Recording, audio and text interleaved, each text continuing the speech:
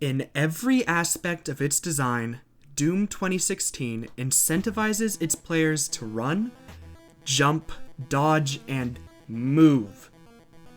This is a relatively new idea for modern first-person shooters, as most mechanics in FPSs revolve around cover.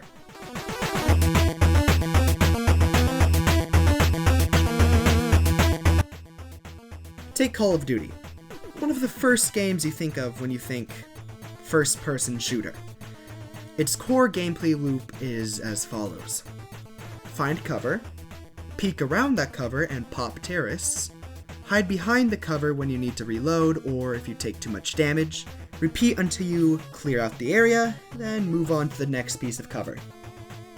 While this is definitely not the only way you could play the game, it's the way the game is designed to incentivize.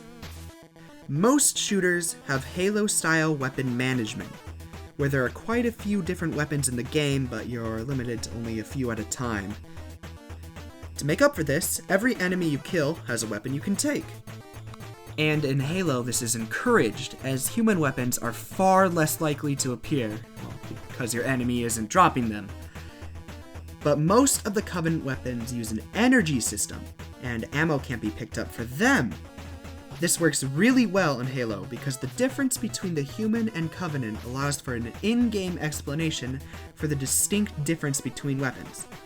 This keeps the gameplay fresh as you're constantly switching between weapons.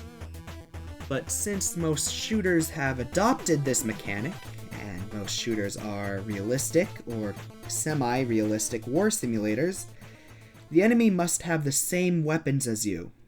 This kind of takes the point out of limiting your weapons, because every gun is so similar to each other that usually you'll never even need to swap your weapons.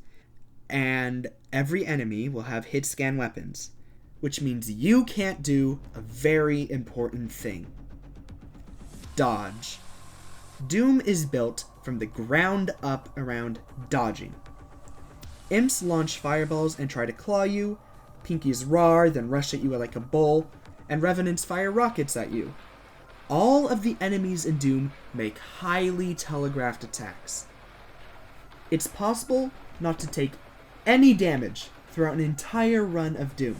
Doom balances this out, however, by having dozens of demons come at you from every angle in one of its many arenas. Everything in the game screams at you to keep moving. Weapon switching is fast, movement speed is insane without being overwhelming, and sometimes killing demons is the only way to get healed. So you can't hide behind cover and wait for your screen to stop being red. The glory kill mechanic is usually the only rest period in combat, and gives you a half second to assess your surroundings, and yet at the same time it still gives you that sense of movement.